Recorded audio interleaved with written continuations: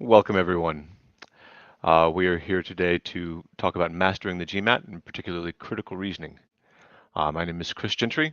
I will be your guide to this introductory series of critical reasoning. This will actually be a four-part series. Part one today will be the foundations of critical reasoning, looking at deconstructing the argument, looking at a few question types, and how to identify which answer choices are correct for various question types. We will have two other parts about different question types in critical reasoning. And the fourth part will be intriguing. The fourth part will actually be a series or a presentation on how to apply critical reasoning questions to specific questions in the data insight section. Many of the things that we're going to discuss today actually have very direct applications to data insights, most often the two-part questions in data insights. So if you find today's work interesting, if you are enjoying it, then please subscribe, get notifications of when the upcoming series will be occurring. Hit some upvotes, hit some likes, sorry, switching between YouTube and Reddit terminology there. Hit some like buttons there. Let other people find this. That's very helpful to everybody. In the meantime, I would love to see comments pouring in. Let me know how you're doing today. Let me know where you're joining from. I myself am joining from near Atlanta, Georgia. So it is around 11:30 in the morning for me. I am currently hearing my 6-year-old and 2-year-old upstairs thud, thud, thud across the floor as they are playing with their cars. They were painting a moment ago. It was much quieter, but now apparently it is car time. Ah.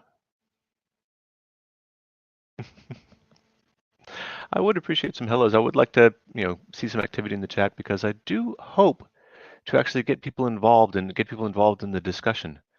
I don't want this to be just me talking to you for an hour. I would love for you to be interacting with me and interacting with the problem so that you can actively learn. In the meantime, first, just to break down to the verbal section. It's 23 problems long, 45 minutes total. The verbal section actually has the most questions inside that 45-minute time frame.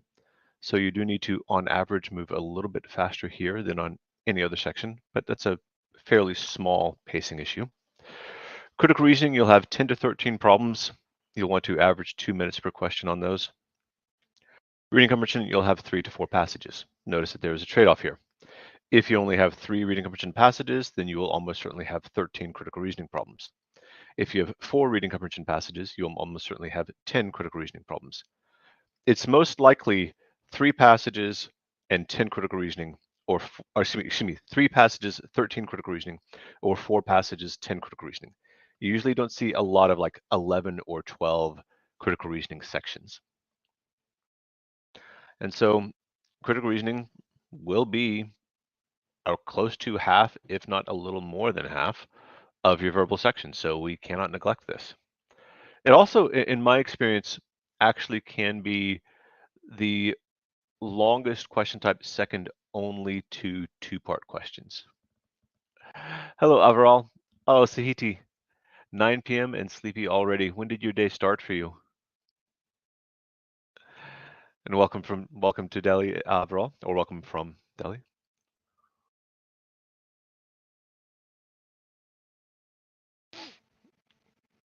So,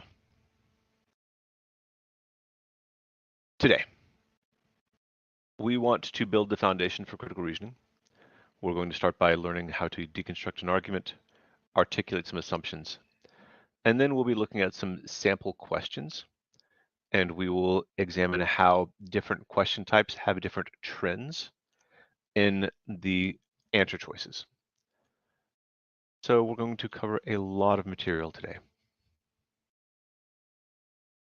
In the meantime, take a few moments, just read this paragraph.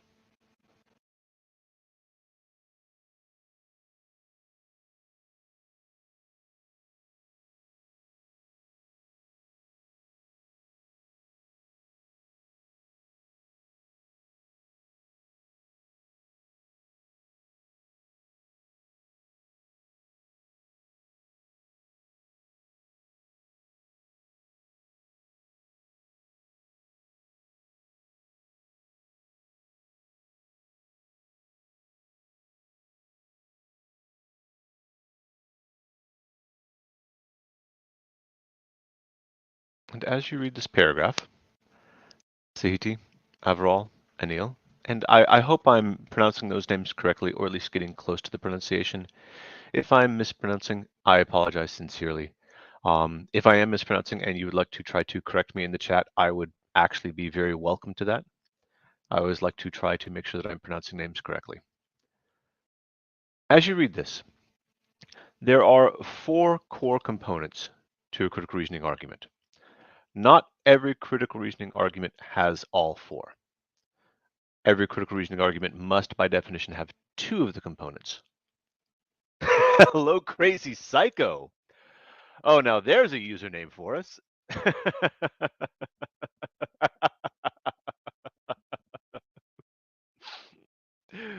Where are you joining from? In the meantime, we have 4 components to any argument that could exist in any argument. Can anyone list any of those 4 components? It's okay if you use your own words. You don't have to use the specific words that I'm going to use, but I want to just discuss how these things are created. And welcome from the UK. So I'm guessing it is 4:30 in the afternoon for you in the UK?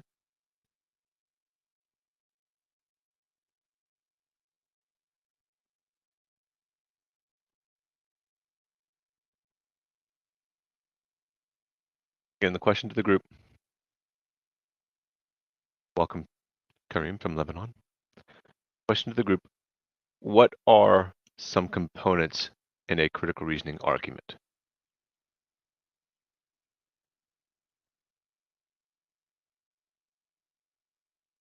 Ah, very nice.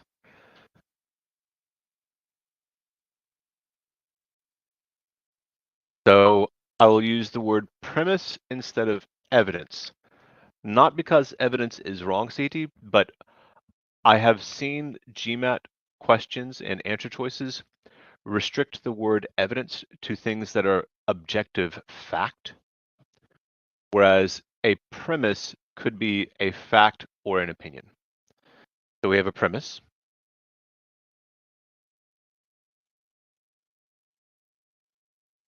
We can have a conclusion. Those are the 2 components which must exist in every argument.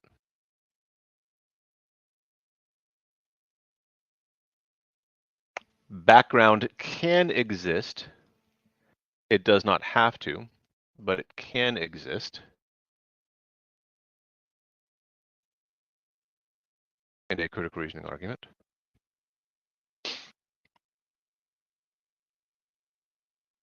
An assumption, by definition, will be a part of every critical reasoning argument, but it won't be stated. The other component that could be stated is something that we tend to call a counterpoint.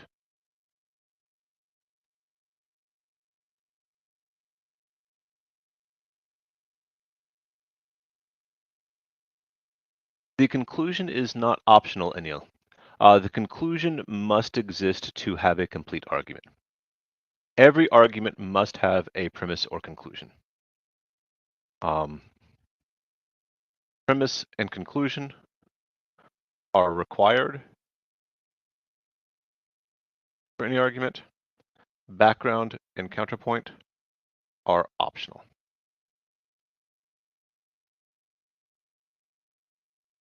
And we're going to take some time here. I'm going to break this down.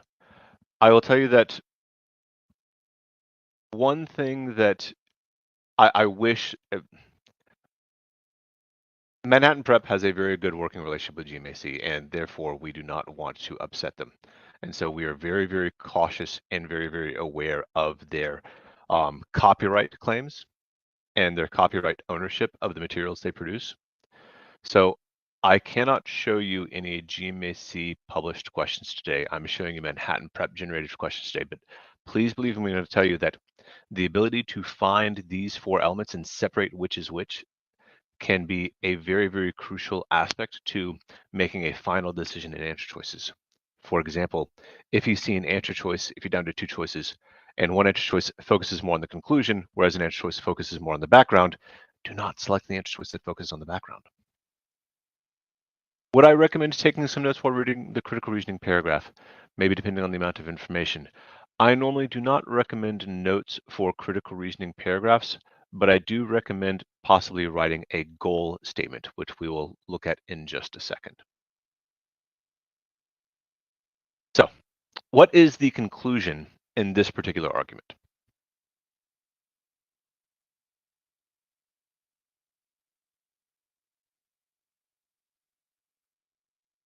Just type in the first 3 or 4 words. What is the conclusion?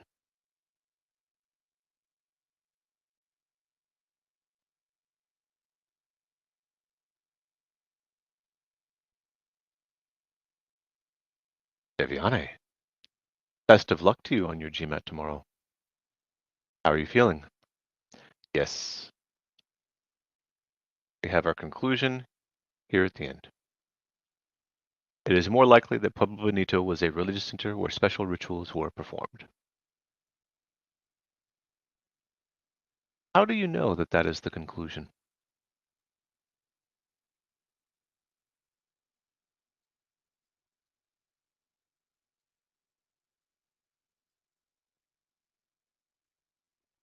Again, if you are finding this helpful, make sure you subscribe, get notifications of the new content that's going to be posted from GMAT Club.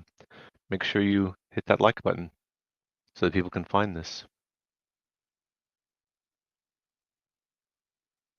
The key word, Nimagata, I believe you were mentioning the therefore. I love it when people say that. I love it when people say that because that gives me the opportunity to play this game.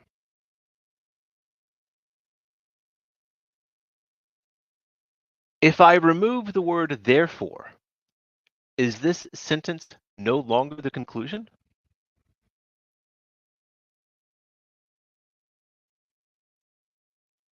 And the answer is no, this would still be the conclusion. And Navshinder is typing in that everything before this in the paragraph led to this sentence. Your conclusion, the keywords are quite helpful. Words like if or since are almost certainly premise indicators. A word like therefore or thus or hence, almost certainly a conclusion indicator. But the definition is actually about the relationship. It is the author's final opinion. Your conclusion, by definition, must be an opinion, belief, or recommendation. Your conclusion, by definition, cannot be a statement of fact. Take a moment. I will erase my redaction of the word therefore. What is our premise? Why does this person believe that Pueblo Bonito was a religious center?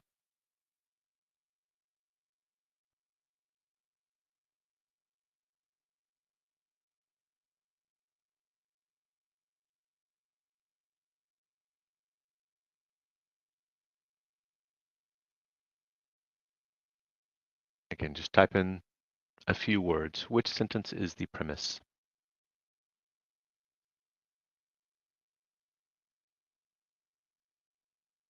Yes. Researchers have found very little evidence of the luxury goods that one would expect to find in a palace. Now, we were speaking a moment about signal words. What signal word tells us that there is, in fact, a counterpoint here?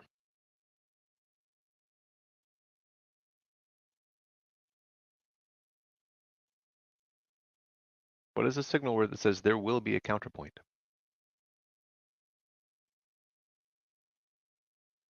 That, however, I love it. I love it. I love it. I love the transitions in language on these standardized tests.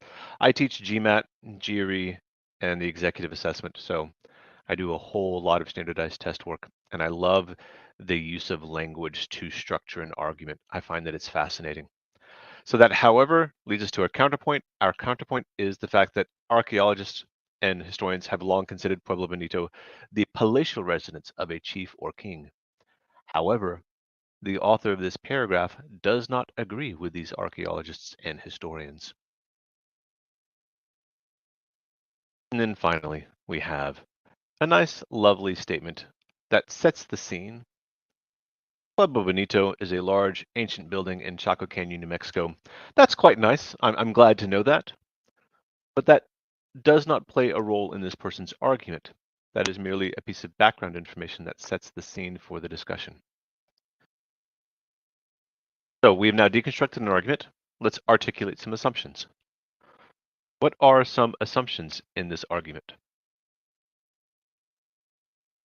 And the mindset for assumption should be, I understand that researchers have found very little evidence of the luxury goods. I understand that we are not finding luxury goods. However, you have not convinced me that Pueblo Bonito is a religious center because blank.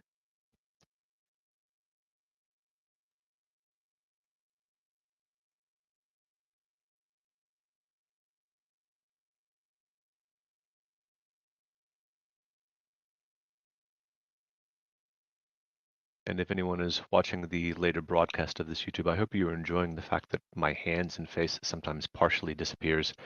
This is actually my first time trying this particular virtual background software, and it's quite intriguing. Funny visual miscues. What is a reason why Pueblo Bonito might not be a religious center? Pooja, you will need to recognize an intermediate conclusion. My hope is to actually have a discussion of that in just a few moments. And it will impact it because you will always want to target the main conclusion, and it will let you know what should be the priority in your assessment of the assumptions and the answer choices.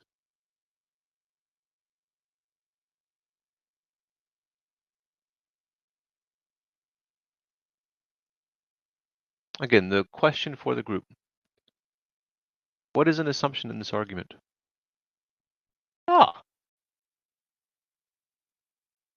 This person believes that you would find little evidence of luxury goods. Yet sometimes luxury goods and religious aspects go hand in hand. So this person is assuming that no luxury goods equals religious.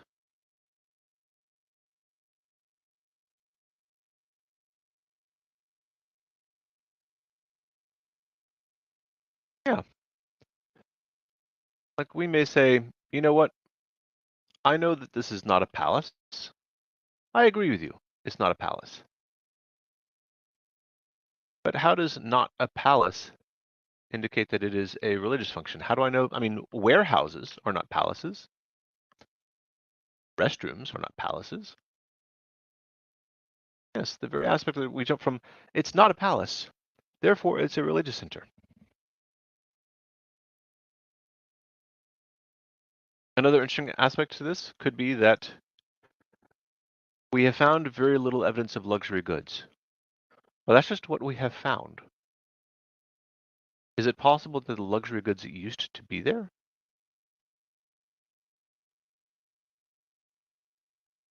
Were there luxury goods at one point in time?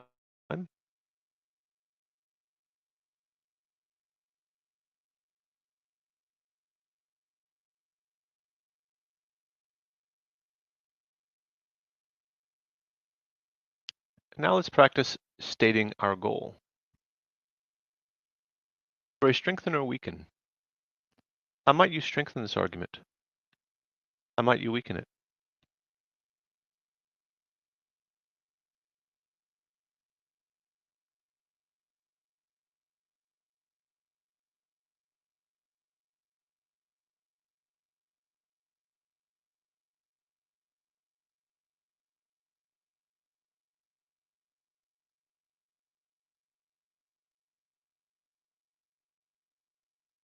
This last step, by the way, is often the ultimate exercise in our study process. If I can make predictions, I will be vastly increasing my success rate on critical reasoning questions. You may not predict the exact answer, but if you make good predictions, you will recognize when an answer would do a similar effect. Strengthen, very nice. We have found goods. We have found goods that point towards religious presence.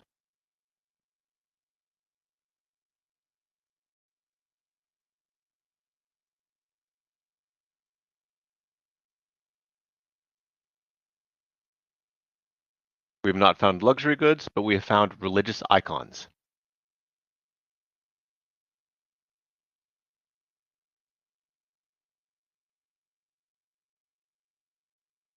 Yes, perhaps we're finding certain icons, perhaps certain tools that were known to be used in rituals in other civilizations, anything like that. That'd be a very good strengthen.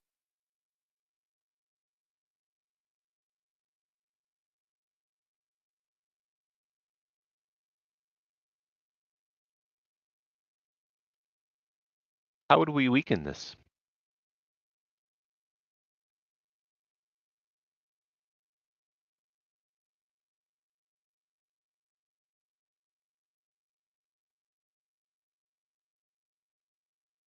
That would also be a good strengthen.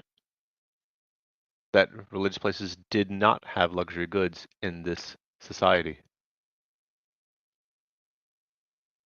A good weaken could be that luxury goods are found at religious centers from the people who lived at Pueblo Benito.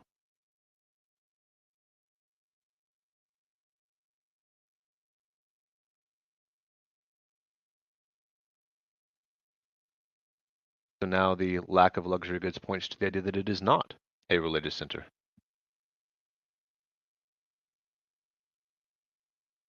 Another way to weaken this might be to say that Pueblo Bonito is in an area where, for many years, vast looting took place, and that the luxury goods might have existed at some point but have been taken away by looters. Now, obviously, you would never do this in a timed attempt on a critical reasoning question. This is how you study.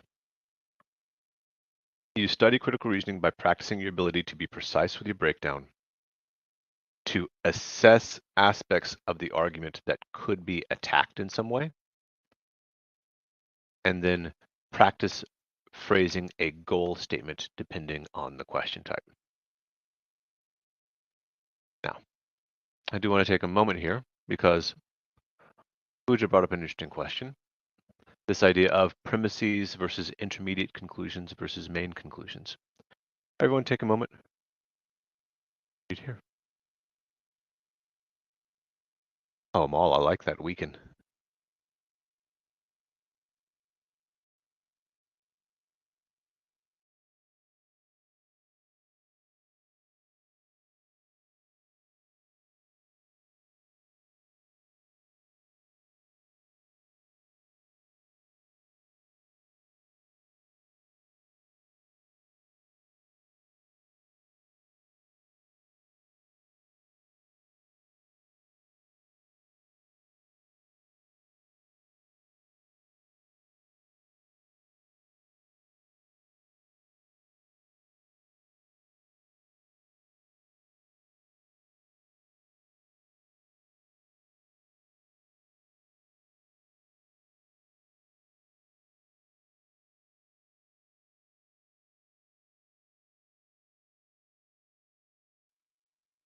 I hope you have all had time to read. I will come back to this slide in a moment, but I want to take a moment here.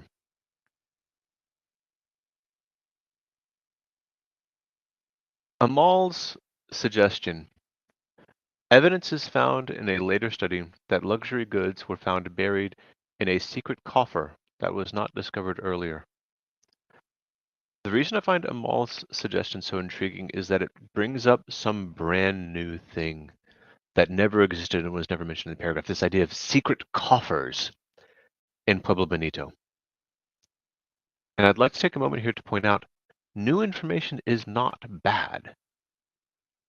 Your question is merely, is the new information relevant? I see entirely too many people when they begin studying critical reasoning, they read an answer choice and go, oh, the paragraph never mentioned that, X, wrong, and they've just eliminated a correct choice because they thought new information equals bad. Does it affect us in critical reasoning if we get confused between the premise and the background info? It can. The main effect of getting confused between premise and background info is that you will not eliminate certain answer choices as quickly as you could have. If you recognize that an answer choice focuses on background information instead of focusing on the premise or the conclusion, that is a very quick elimination. And if you get confused between premise and background info, it's not that you would necessarily get the question wrong, but you would not eliminate that wrong choice as quickly as you could have otherwise. Pooja, this example is actually for your concern, this idea of intermediate conclusions versus main conclusions. Can anyone identify, let's start with which sentence has the main conclusion?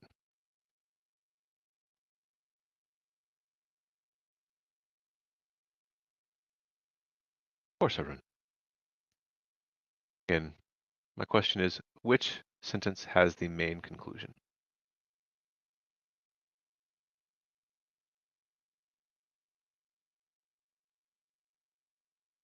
So we have one vote for many people will stop traveling off-site. Give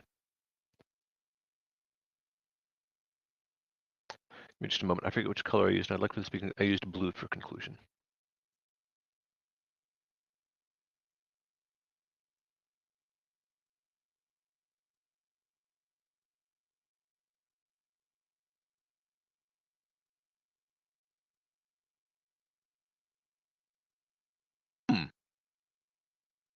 Another thing is claiming that the fee will help reduce the length of time employees take for lunch.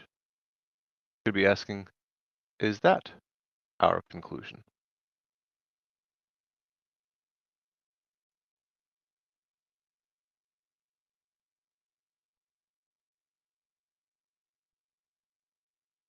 And this is interesting because both of these are, to some extent, conclusions. The manager claims, claim is another keyword identifying some type of conclusion, that the fee will help reduce the length of time. However, the manager reasons that, and they give a premise. Since the cost for the outside food plus the new fee will exceed the cost, this new thing will happen. Many people will stop traveling off-site. Both of these are conclusions. And now we get to Pooja's concern. One of them is an intermediate conclusion and one of them is the main conclusion.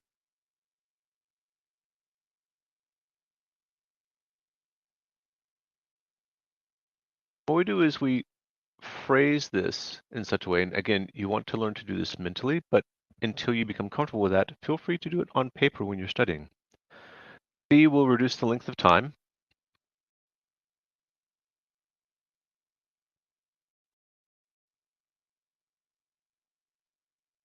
Is one option.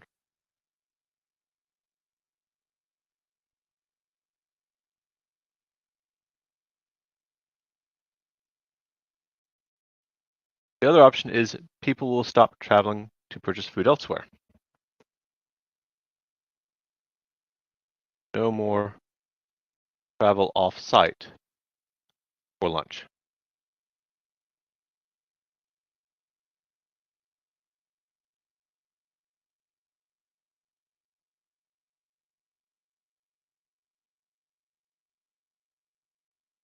And I do hope that my handwriting is legible enough.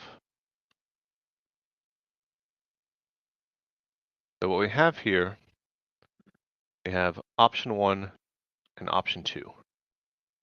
And we call it the therefore test. I prefer to phrase it as, and that's why. And you want to ask yourself, which of these versions makes more sense? That is why. The fee will reduce the time, and that is why people will stop traveling off-site for lunch. Or people will stop traveling off-site for lunch, and that is why the fee will reduce the time. Version 2. That tells you that this is your actual main conclusion. My first premise is that there is a $5 fee for outside SU. That will cause people to stop traveling off-site for lunch, which will in turn cause people to take less time for lunch.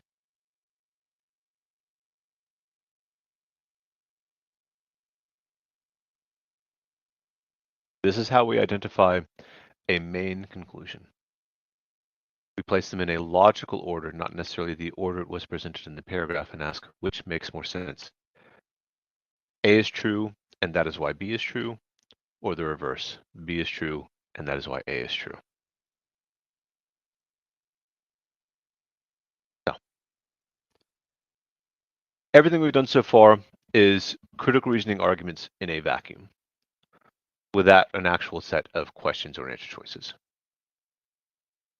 The rest of our discussion today, we're going to look at two problems, and we're going to put this together in total, and we're going to practice looking at a four-step process.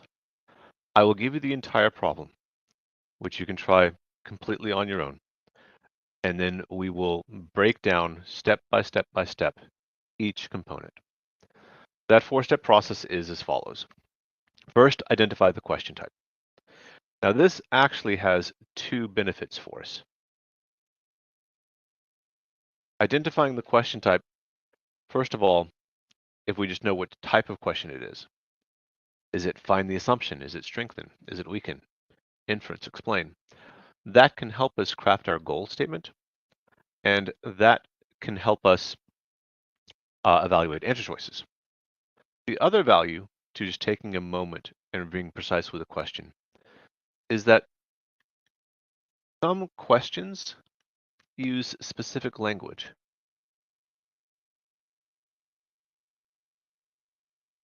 You could have a critical reasoning question which merely says, which of the following, if true, strengthens the conclusion? Very well. That is a generic strengthen question. You will find a conclusion, you will find a premise, and you will evaluate answer choices.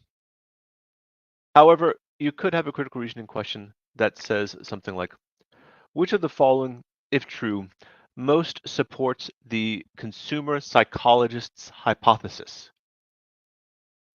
And now you use that specific language to your advantage. You're not looking for a conclusion, you're looking for the consumer psychologist's hypothesis. So take a moment, identify the question, and see whether you can use it to your advantage. Deconstruct the argument, as we were practicing just a moment ago. Make sure you know where the conclusion and premises exist. Make sure that you can identify whether any statements are background. Pause and state the goal. At the very least, rewrite the goal or question in terms of the context of the conclusion. So, for example, in the previous problem where it was Pueblo Bonito is a religious center, at the very least, we would want to pause and state a goal of strengthen. Yes, Pueblo Bonito is a religious center. Weaken. Pueblo Bonito is not a religious center. At least have a generic goal statement based on the conclusion. If you can, get more specific. You could say, I would strengthen it by pointing out that a lack of luxury goods reinforces the idea that this is a religious center. There are various levels of specificity that you could go there. But taking that time to pause and state the goal is one of your most valuable elements of this process, especially under a timed constraint. The better your goal statement, the faster you will be able to work from wrong to right.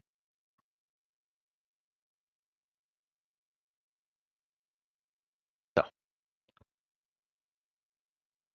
this is a question written by one of my colleagues and edited slightly by me. Notice that there are only 3 answer choices here. This is meant to be an edited version. Any real critical reasoning question would always have 5 answer choices. Every question in the quant and verbal sections of the test will have only 5 choices. But this one has only 3. Everybody take a few moments. I'll actually give you a full 2 minutes to try this problem. If you have an answer choice before I start talking again, please type it into the chat.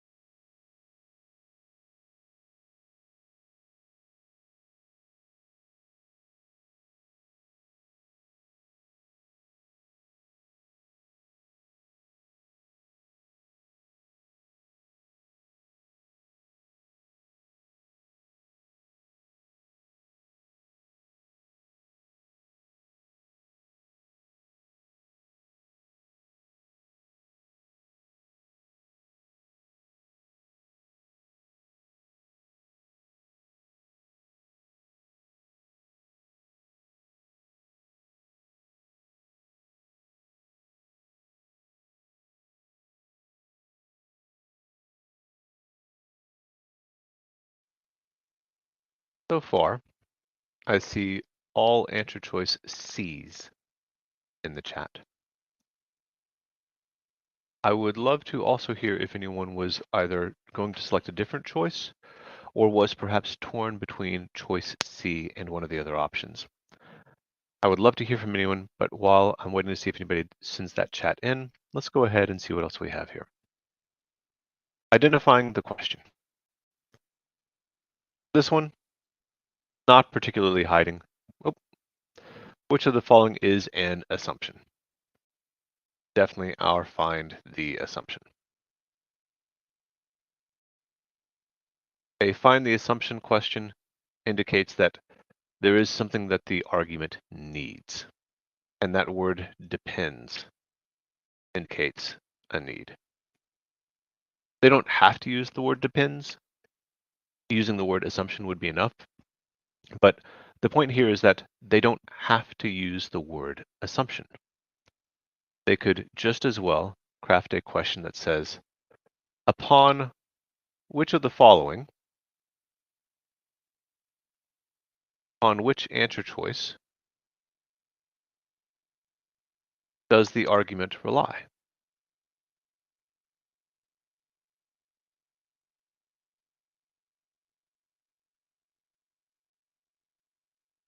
In that version of a question, upon which answer choice does the argument rely?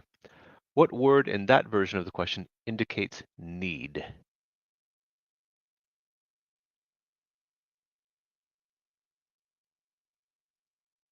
There it would be the word lie.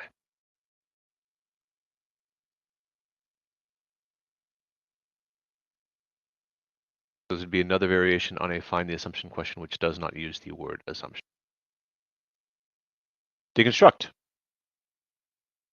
This is where I do want to have responses in the chat. Where's our conclusion?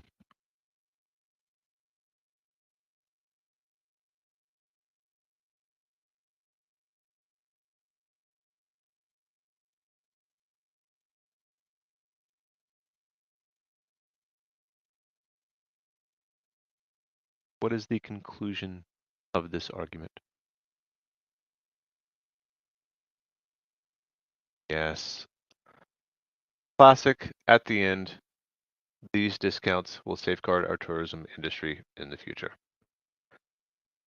There is our conclusion.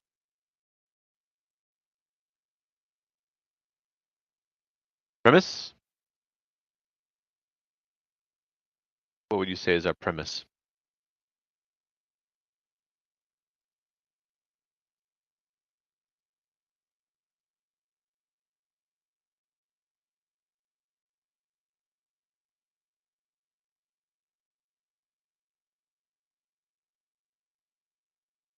Sentence is the premise.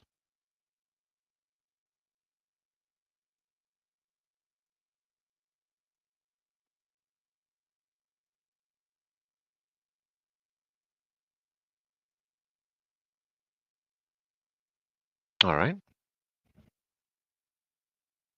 If students do not choose to study foreign languages, our tourism industry will decline alarmingly. And I propose, therefore, to offer generous tuition discounts. Yes.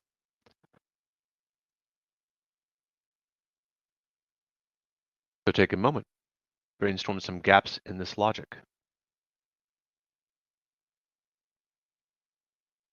What is this person assuming?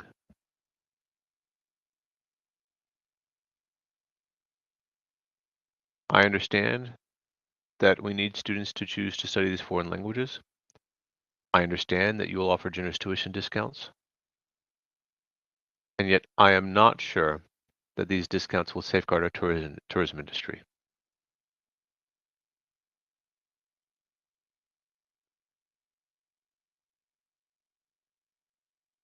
I believe I'm seeing some delay in the chat here. That's all right. Again, the question to the group now. Did we brainstorm or can we brainstorm some assumptions made in this argument?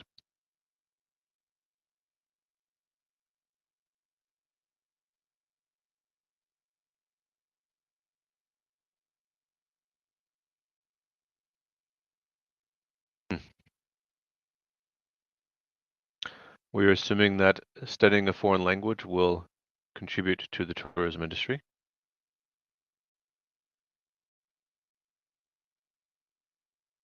I will say, Amal, that is borderline as an assumption, because we do start with a statement that is arguably background, maybe could be premised that our city is known for its ability to cater to tourists in their first language. And we do have one of our premises that shows a definite relationship between students studying foreign languages and the tourism industry.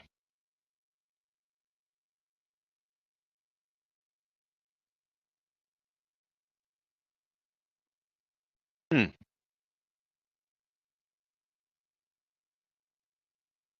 Alexander or Alexandra, if tourists don't need people speaking in their language, again, we have to be cautious with that because that's coming dangerously close to just attacking something that's a background or premise statement, that it is known for their ability to cater to tourists in their language.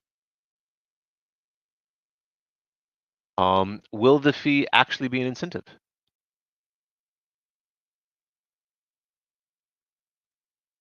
That could be an assumption. There will be tuition discounts, not the fee, the tuition discounts.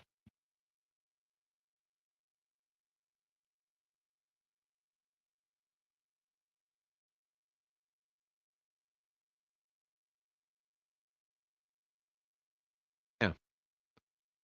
Will the fee be successful in getting people to study uh, foreign languages, people to develop fluency in a foreign language? Another possible assumption, will students study the languages that are needed by the tourism industry? Will students study the quote unquote right languages? The word right there is not to indicate that some languages are right or wrong, but it is quite likely that there are certain languages that are more common for the tourists to speak. Ah, known for its ability to cater to tourists in their first language. Is that why the tourists are coming? Yeah. State the goal for an assumption. The goal that I like to state for an assumption question is, which of the following will prevent a problem?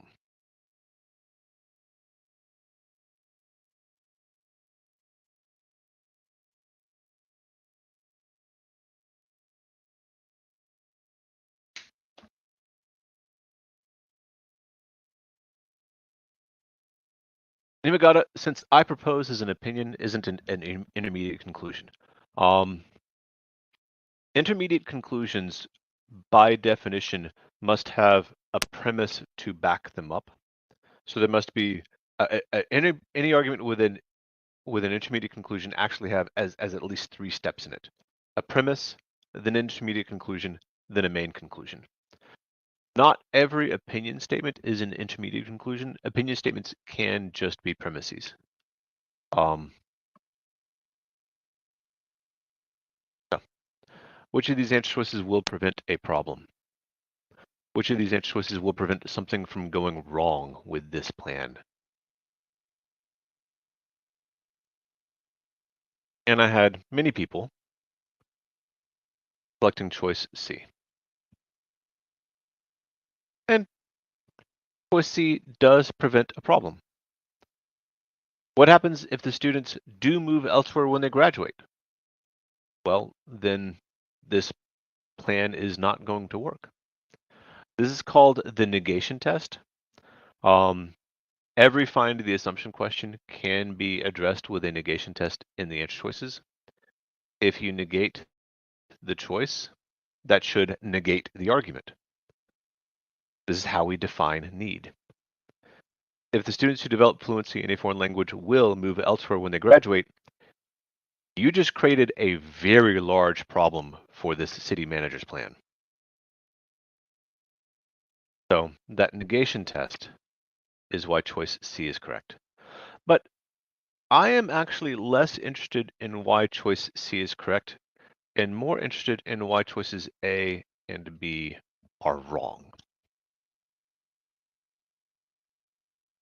Why is choice A wrong?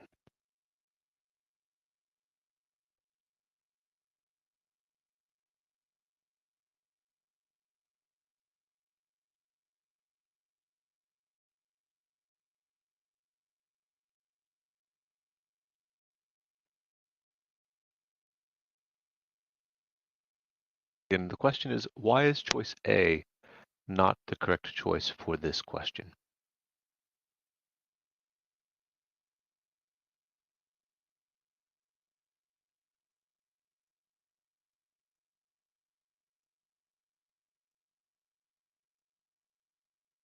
Ram,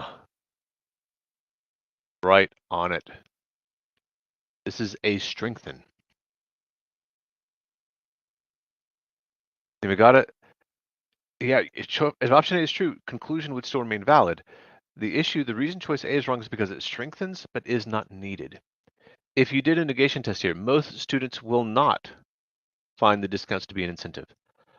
Okay, that's fine. So this won't work for most students, but it could still work for enough students. And Shriram and Arjit are giving us the verbalization of that idea. Nothing in this argument depends on it being most of the students. It just has to be enough. Choice A is a strengthener. It's nice, but it doesn't prevent a problem. Negating A will not negate the argument. Why is choice B wrong?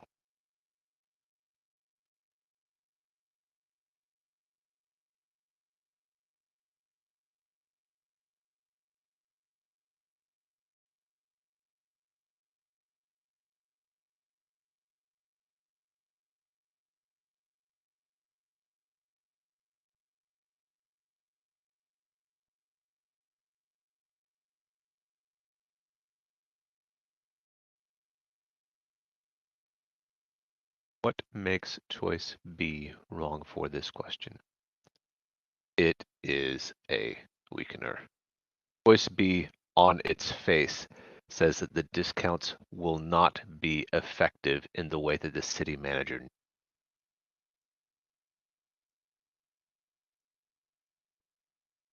This is why we study the wrong choices.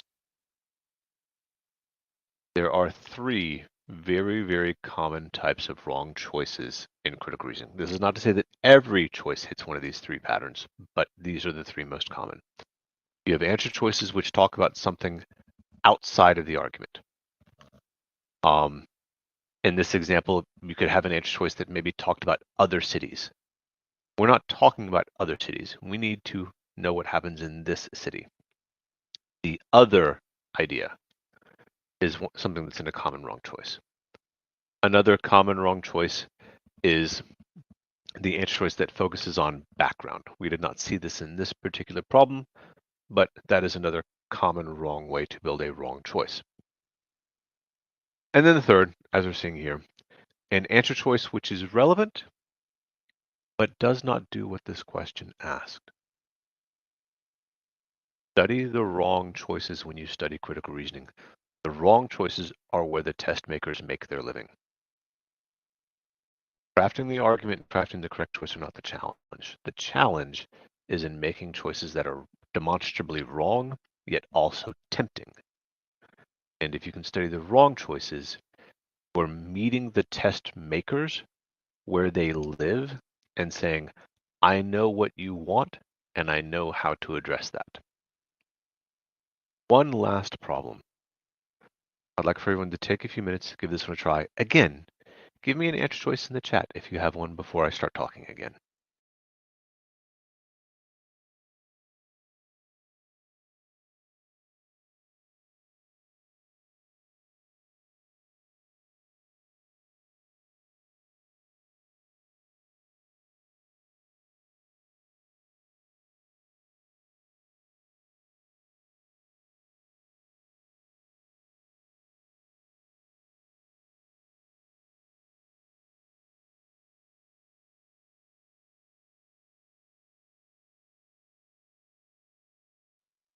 Arjit, I will address your comment in just a moment.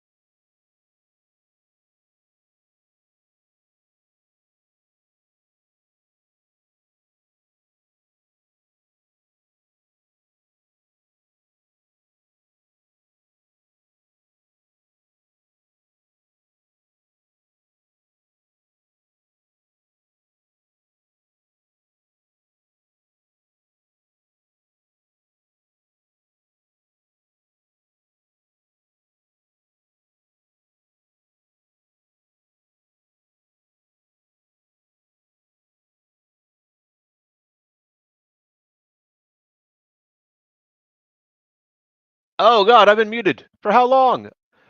I've been muted so much. There we go. Well, nothing like having a very, very professional, experienced presenter at the helm here, right? RG, if the discount does induce students, this would be both an assumption and a strengthener. Because the negation of that would be the discount will not induce students. And if the discount will not induce students, then you would actually have weakened that earlier argument. The difference between choice A as written and your comment in the chat is the word most. Most makes a strengthener because we do not need it to be most students, but we do need for the discount to induce some students. My selection of this problem was quite intentional. I wanted to make sure that I could show all of you and everyone watching on YouTube at a later date. And again, if you haven't already, subscribed to get notifications of all of the future presentations in this seminar. And also make sure you like to help people find this. The claim presupposes which of the following. Where is the claim of the utility company?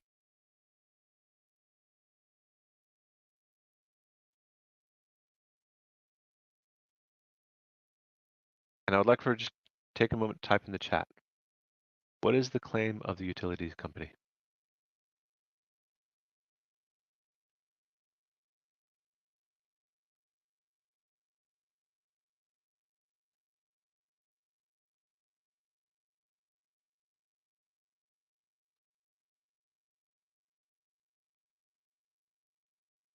Line 4, the utility companies claim that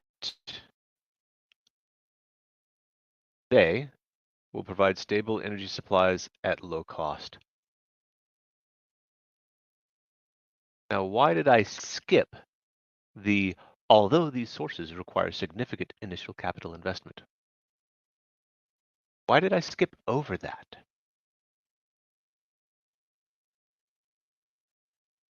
I skipped over that because that is, if anything, a potential counter to their actual claim.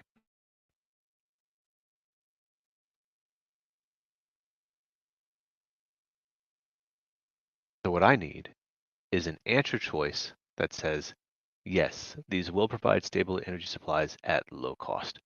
Put another way, I need an answer choice that prevents a problem because for presupposes, this is find the assumption.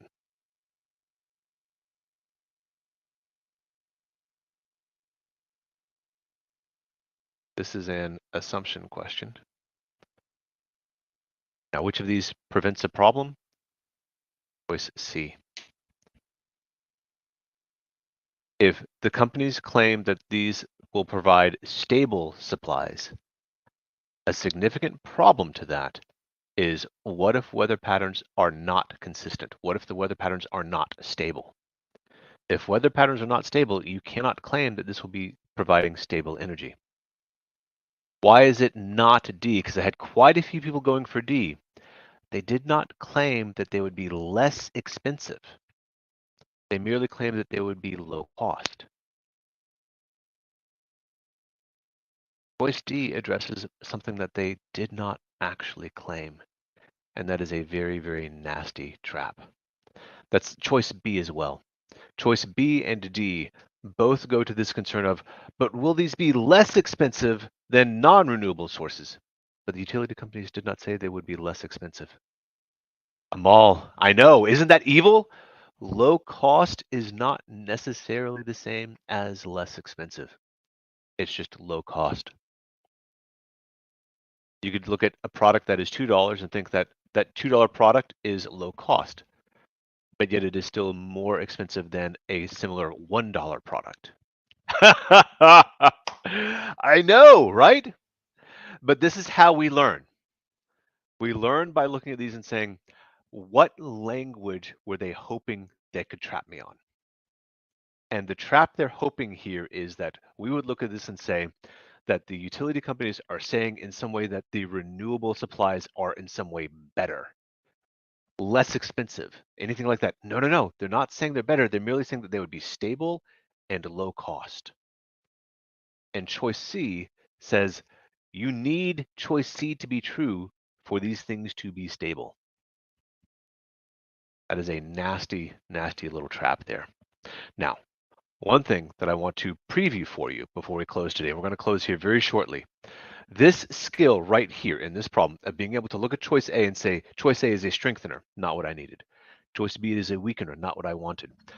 That is one of the most valuable skills for the data insights questions, which are analogous to critical reasoning questions. Because so many of those data insights questions are asking which of the following, which one would strengthen, which one would weaken, which one is an assumption, which one would strengthen that assumption. And so the ability to look at answer choices and differentiate between these three question types is going to be a crucial skill for you in data insights as well as in critical reasoning. All right.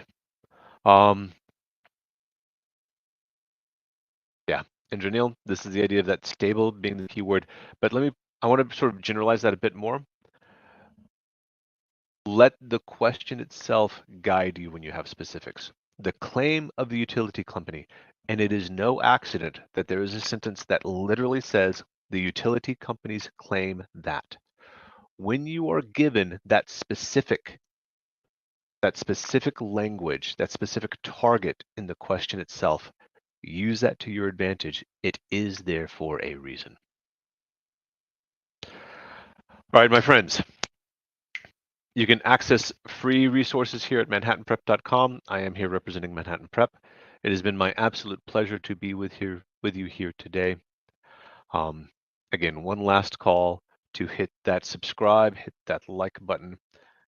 Thank you all very, very much for the engagement today. It is always wonderful to have people participating to the extent that you did, and I appreciate all of your time as well. Keep in mind that you can use this code to get a discount off of any one of the Manhattan Prep courses. Keep in mind as well, please, that every session 1 offered from Manhattan Prep is open to anyone. You sign up as a trial student and you can attend any session 1. And if you have the time in your studies, could be of great benefit to you to go to a few different session 1s and find an instructor that resonates with you. Find an instructor whose style and presentation you find most helpful and most engaging. Do that. We welcome that. We welcome seeing trial students show up for our class 1s. Thank you all very, very, very much. It has been my absolute pleasure to be with you today. And I hope that you will be here when my colleagues present the following 3 sessions. There's a session 2, session 3, and session 4 with follow-ups to this idea of mastering critical reasoning. Thank you all, everyone. Have a lovely day or a lovely night, wherever you may be.